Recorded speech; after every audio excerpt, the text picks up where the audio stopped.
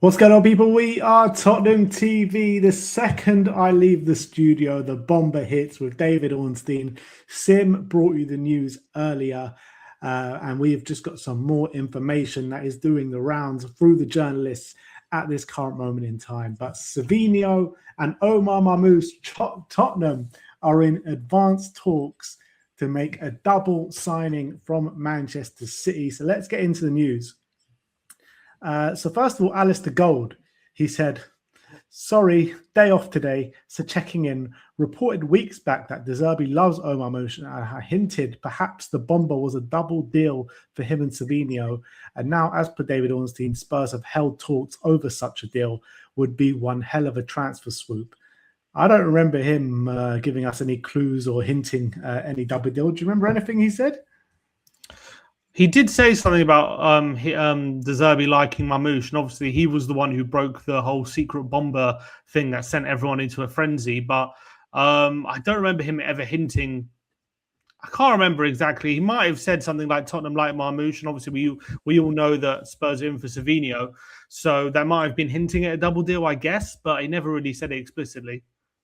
So Ali Goldham has known about this for 3 weeks or however long it's been. He's kept it under wraps. He knew the secret bomber. Someone should have got it out of him. Unbelievable. So Matt Law says that Tottenham's move for Omar Marmoush and Savinho could cost in the region of £140 million. Ben Jacobs says that Marmoush, Savinho and Gakpo are all Tottenham targets. Spurs would ideally like to make the triple swoop. Gakpo is currently the toughest of the three to negotiate, but that could change once Liverpool get attackers. Although any potential deal is yet to be finalised, discussions with Tottenham and Man City are advanced. Man City would be prepared to sanction the moves if both players, if Spurs stump up £150 million. TalkSport saying that Man City are prepared to sanction the moves of both Savinho and Marmoush if Tottenham are prepared to pay £150 million. Tom Barkley says that Tottenham's interested in Marmoush precedes him going to Manchester City as they liked him at Eintracht Frankfurt.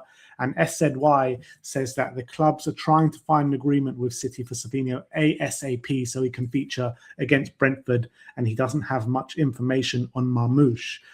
So a few things to unpack there. Let's first of all talk about the price, 140 to 150 million. What's your thoughts on that? I'm just trying to think what Man City are thinking, because we've heard talks with Savinho about as high as 85 million. Obviously, there are two players that both want to leave. So I do wonder whether they're thinking if we just chuck both of them together at 70 million to 75 million each, so we don't have to do a crazy negotiation for both players, maybe a bit of a discount. I mean, does it count as a discount? I do think 150 million for both players is a bit of an overpay. I think we should be probably looking at, I think 100 million, maybe 110 for both is probably more fair, I would say. I think 120 million, I think, for the pair. I think you're looking at, 65 to 70 for Marmoush, in my opinion, and around 40 to 50 for Savinho. So you're looking at around 120 million for the pair. So I think 150 million is about a 30 million overpayment, which obviously, but you're looking at the circumstances as well and the state of Man City's squad. Obviously, we don't know what Man City's plans are for the forward line from now until the end of the window, but you've got to pay a premium for that, for pretty much taking some of their only attackers. On the eve of the season, pretty much. Well, with the season fast approaching.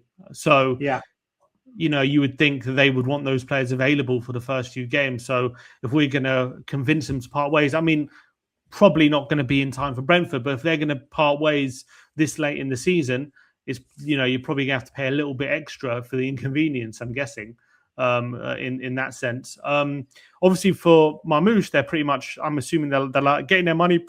So they're getting their money back from Marmoush, probably pretty much what they paid. And then obviously we're probably paying 75 for Savinho, which is around about what we it's probably a bit more than we would hoped.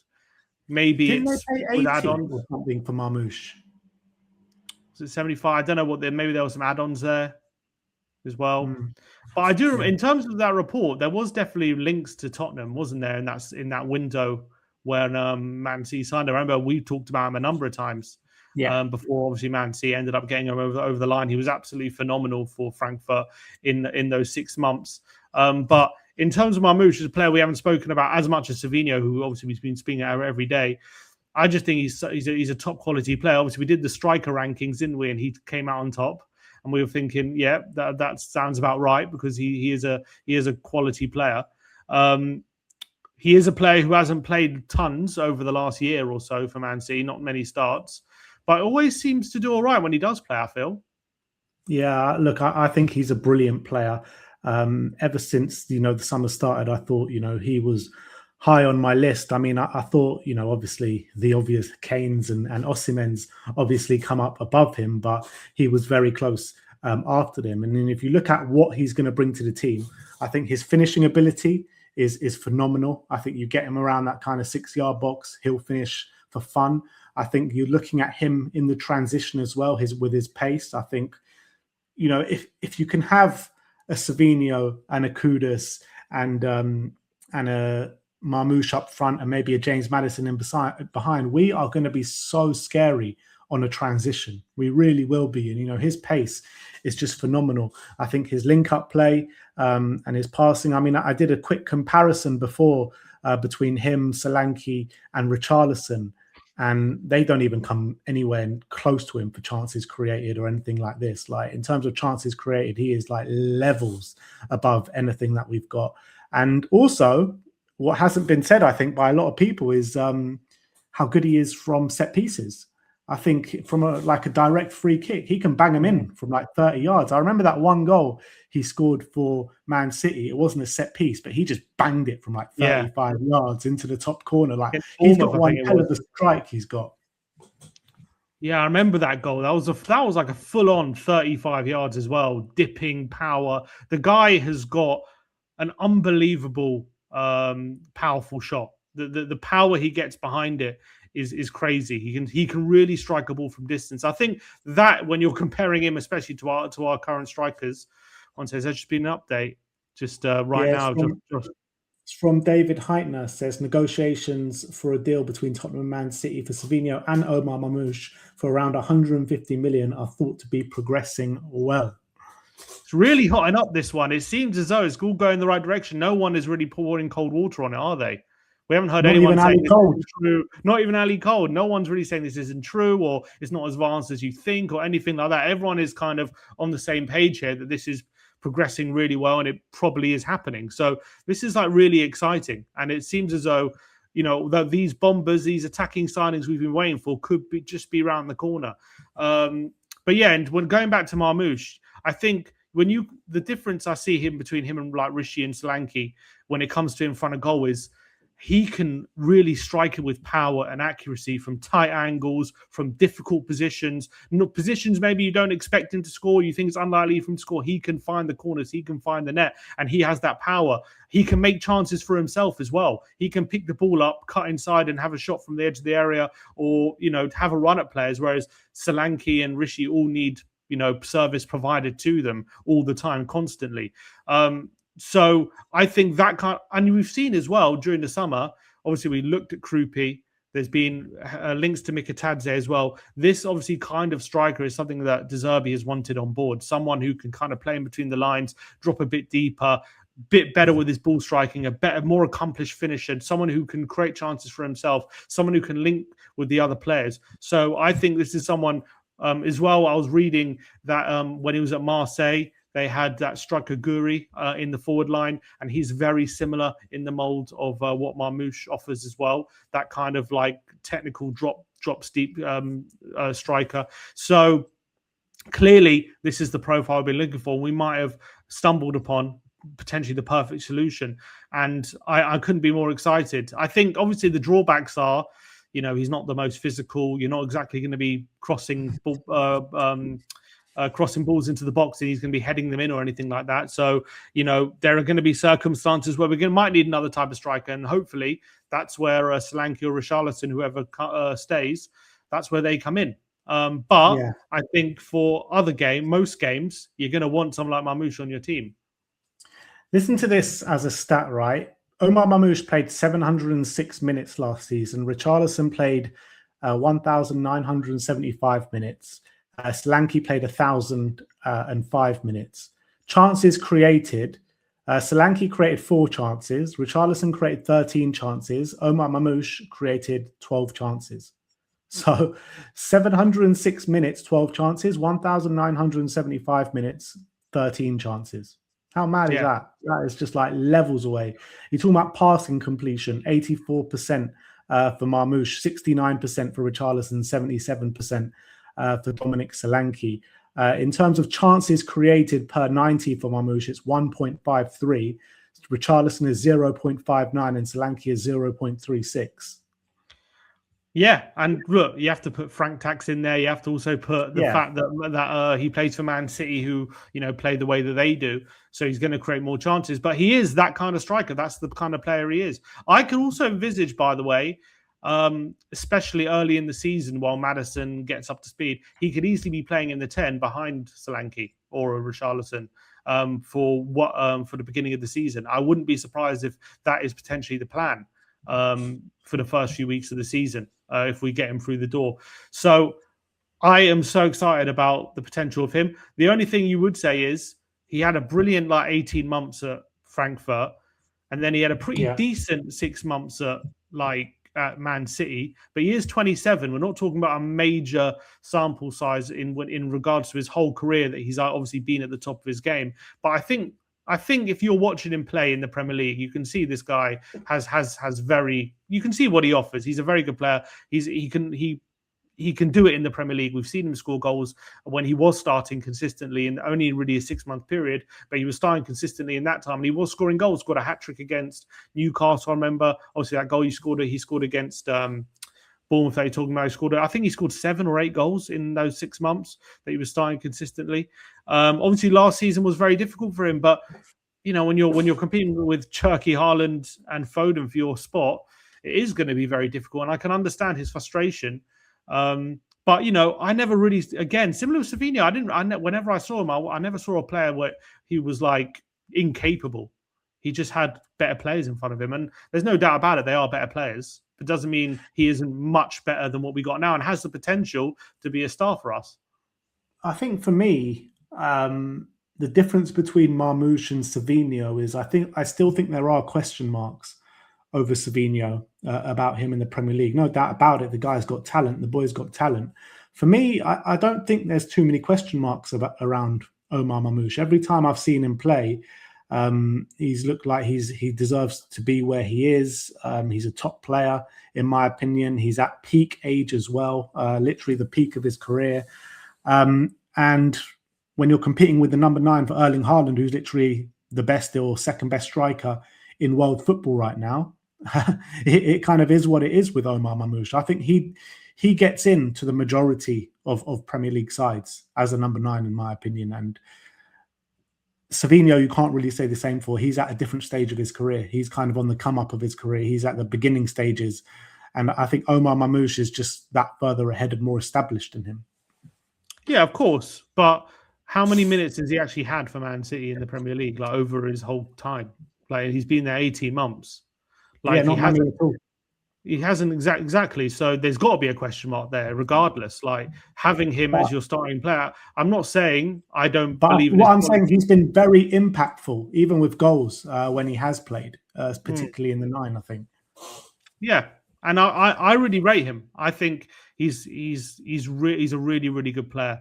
I think we've got if we can get him over the line. If we can get him, we can get Savinho, and we can get Gakpo. That front line is completely refreshed. It's completely rejuvenated. And it's all of a sudden, you've got goals, you've got creativity, you've got pace. You've got all the different facets. You've got maybe even physicality with Solanke or Richarlison as well, if one of them stays. You've got all the different kind of threats and the different varieties that I think De Zerbi wants. and that different games will call upon. And I think all of a sudden that's a really exciting attack. I've seen a few people, obviously there's going to be rival fans shitting on it and saying you're overpaying. Also the fact that Marmoush has big wages. We don't, how much are Tottenham willing to commit for those wages for Marmoush. He's apparently the 8th highest paid player in the whole Premier League. So that must be some sort of either a stumbling block to overcome, or it's something we're going to have to put up with if he doesn't do well and he doesn't live up to expectations, and he's going to be stuck here because no one's going to be paying those wages.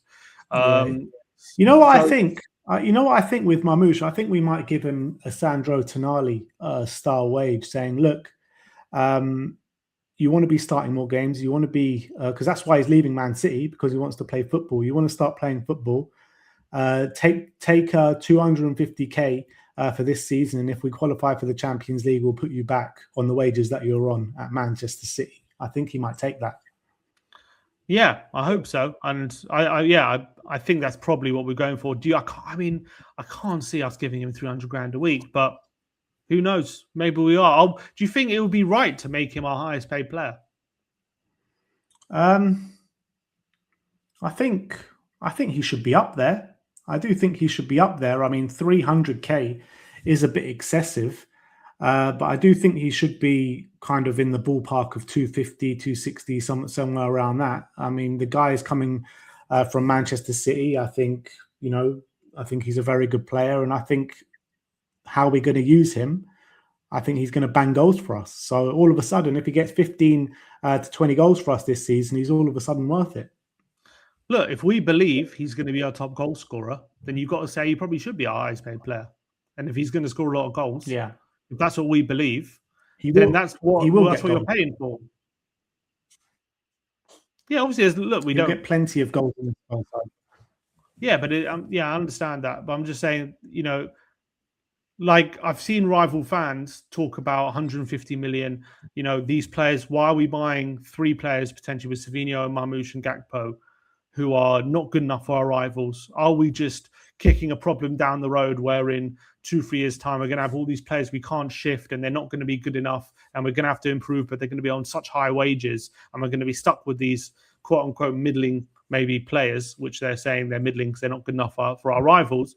And we are on the way to a disaster potentially down the road if things go badly. But what I would say to those fans is, first of all, we did finish 17th twice in a row. So we have to get players we are sure can make an impact now so that we can then close the gap and compete. That's what we have to make sure happens, because last season and season before, when we had injuries, when we had problems, we had players in the team that simply weren't good enough. We were relying on players that just weren't up to it. They weren't good enough for even a top half whatever, right? We're battling relegation. So if we can get players that are just good enough to compete for Champions League spots again and good enough to close that gap and good enough to get us back up there, right? And then if we succeed in that, we get Champions League, and then that we have those different revenues, we become more attractive, then we can maybe even in that scenario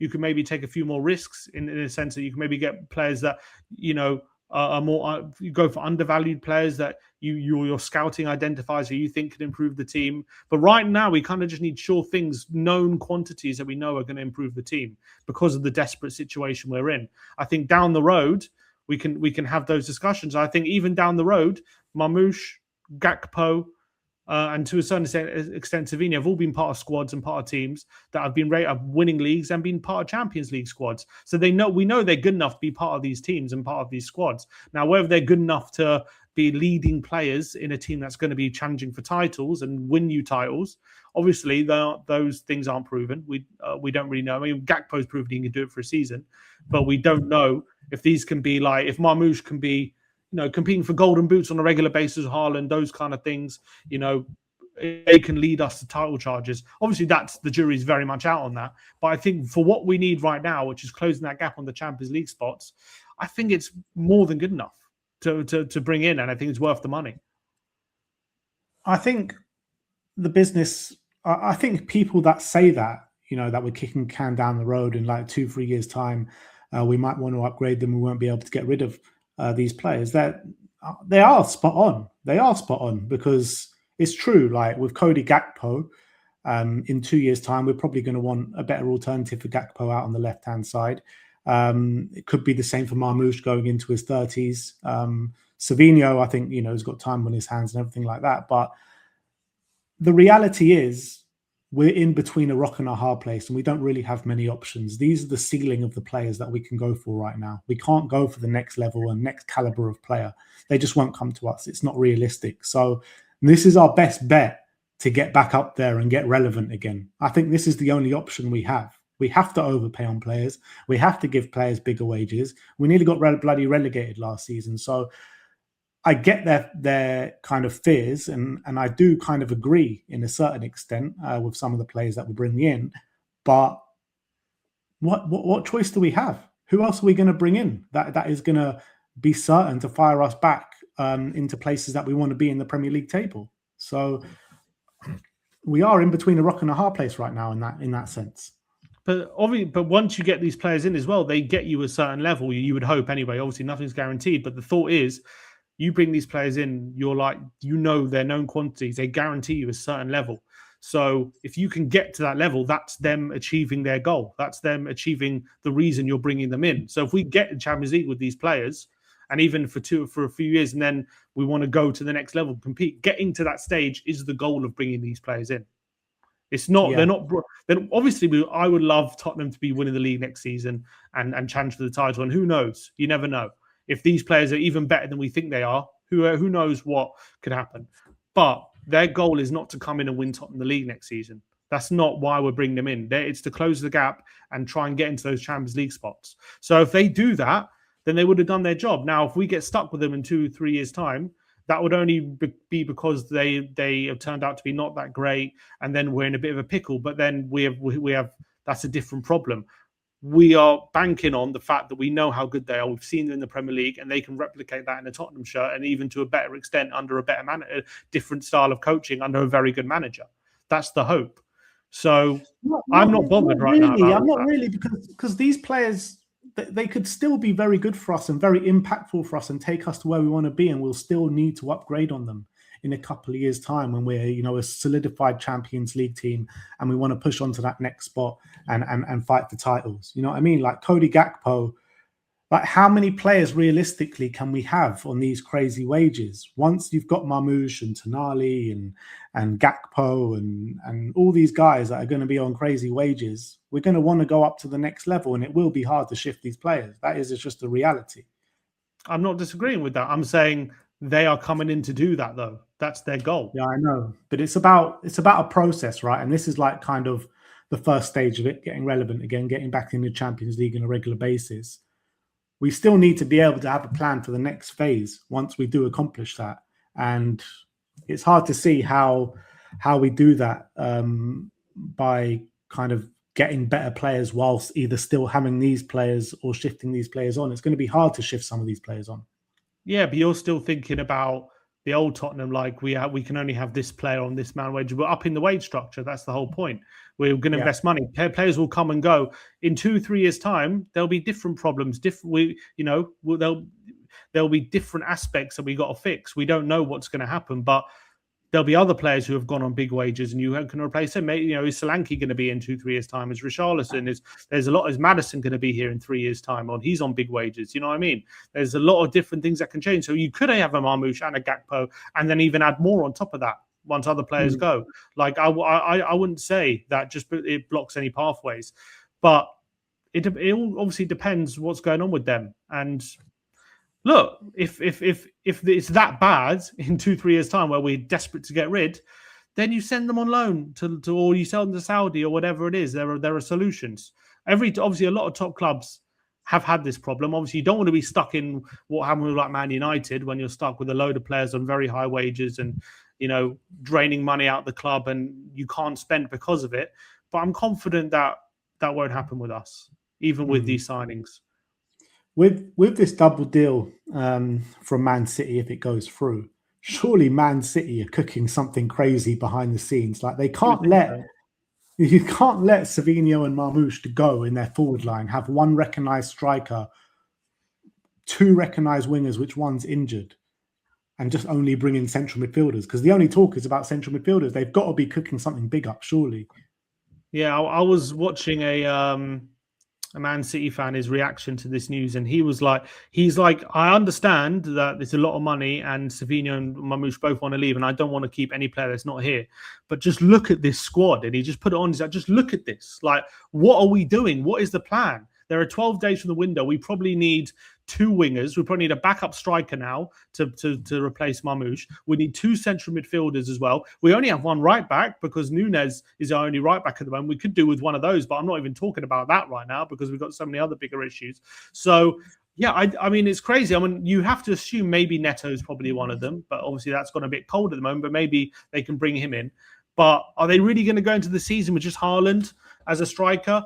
And Neto, Doku, and Semenyo, is that going to be their only wingers? Maybe they're thinking we got Neto, Doku, Semenyo, maybe Cherki and Foden can fill in those wide positions as well. Maybe that would be enough. But that doesn't seem like the Man City that I know that would just say, yeah, that will be all right. That's it. We'll probably make it work. Man City are like, whatever we need, we'll go and get. And we're gonna, if we need a winger, we'll get a winger. If we need this, we'll get that. Like no expense spared. We're not going to make do. So something seems a bit weird. I'm just actually watching the City documentary at the moment that's on Amazon Prime, and they're talking about how right now they are very much in a transitional phase because they're talking. That was just very interesting. This is the beginning of last season that's just been, and they're talking about how Arsenal have signed all these players, average 27. Gyökeres and Moreno and whoever else they signed, Rice and whatever, and their target right now is to win now and win leagues. And he says we are buying younger players who we think might be a complete team in like 5 years' time. We are doing a reset right now. We're selling all the older players. Obviously, we need a bit more experience to come in to help with the now, but we are going to buy young players. So I wonder if they're just happy to go through a transition of having won 5 out of 6 Premier Leagues. But that doesn't seem like the Man City I know. And I hope it, I mean, part of me obviously doesn't care, but also part of me doesn't want Arsenal to win 3 or 4 Premier League titles in a row. So I hope they start to get that act together. Yeah. I think judging by this news, if it does happen, one of Solanke or Richarlison, I think are almost definite to leave before the end of the transfer window. And also probably Spurs end up sanctioning that loan move for Mikey Moore as well. Maybe could El Mala go to Man City? He could. Obviously, the Dortmund thing fell through. I'm pretty sure that was, I don't know if that was another here we go from Romano that he got bungled, but he was set to go there. And then the Dortmund chairman came out and said it's not happening for whatever reason. I don't know why it broke down, but he ended up not going there. So maybe El Mala's one for sure. The thing is, what backup striker right now, considering Marmoush is, left after 18 months having barely played, what backup striker worth his salt is agreeing to play backup to Haaland? But it is Man City. But I mean, who's like a great backup striker they're going to sign? Like the perfect thing would have been to get someone like a Welbeck who's good, but is probably happy to play backup. But not my problem. Yeah. In terms of obviously, there's still talk about Gakpo as well, as you say. If we end up signing Gakpo, Savinho, Marmoush for 200 million, is that, first of all, that's window done, and as well, is that good business? 200 million for those 3 players. I think it's an overpayment for sure, but it's an overpayment that I'm happy to make because it completely regenerates our forward line. It makes us better in every single position, and that completes the majority of the rebuild, or the most of the rebuild for this summer. If I'm being really kind of greedy, I'll say get me a right back as well. Because we've still got a week to go if we can get these deals done over the weekend or whatever. I would say if I'm being really greedy, a right back, and if I'm really greedy as well, saying if Bergvall goes, go get me an Alex Scott. But if the window closed and it's just these 3 players from now until the end and that's it, I'm delighted. I'm absolutely delighted with this summer window, and I think it's the best summer window we've ever seen. One other thing to actually think about is there AFCON this winter? AFCON was last summer, wasn't it? It was last winter. It was last winter, so no AFCON this winter. No. But sometimes they do it in consecutive years. It can be weird. I don't know. I just not. But anyway. I don't think there's AFCON this year. Well, that would be good because Otherwise, Omar could be missing for a few games, but that's good. That's good if there's no AFCON. Yeah. I mean, obviously, we haven't spoken about Savinho at all this video, but I think we've spoken about him enough this summer, probably. The next AFCON is a summer AFCON. June this summer, in a year. June 2027 it starts. In a year. That's 1 year's time. That's fantastic. Good. That's good. Summer. That's great. Yeah. Alongside the Euros. Brilliant. What I was going to say as well, you know, there was the SNY thing saying trying to get Savinho in for the Brentford game. I think it's very fanciful to get anyone in for the Brentford game now, particularly as there's going to have to be work permit things and, you know, signed and sealed and announced by midday on Friday. So I think it's safe to say that even if we do sign these guys, they're not going to be here for Brentford, but definitely before the second game against Newcastle. Guess we'll know tomorrow. Yeah, probably. Even if we sign them tomorrow, I still think it's unlikely that they get the work permit and everything in time for Friday noon. Yeah, I mean, you have to think as well. They have to have a medical. There have to be official announcements, all that kind of stuff. Like, I find it highly unlikely. I mean, I wonder what happens if Mikey Moore does start and has a great game. Like, I wonder if that potentially changes who might be in for him. Like, I wonder if like a Premier League team sees him balling out and thinks, you know what, we'll take a punt on that for the Premier League. So I think there is incentive, obviously, for Mikey Moore, whatever happens. But yeah, it looks like he's going to start on Saturday. Yeah. So look, all good things. Hopefully tomorrow is the day. We'll see what happens. But I want to thank you everyone for joining us today. Let me know how excited you are. Spurs potentially making a triple swoop for Omar Marmoush, Cody Gakpo and Savinho before the end of the transfer window. And it looks like it's progressing very nicely. So we'll see you all tomorrow. Like, subscribe and comment. And as always, come on you Spurs.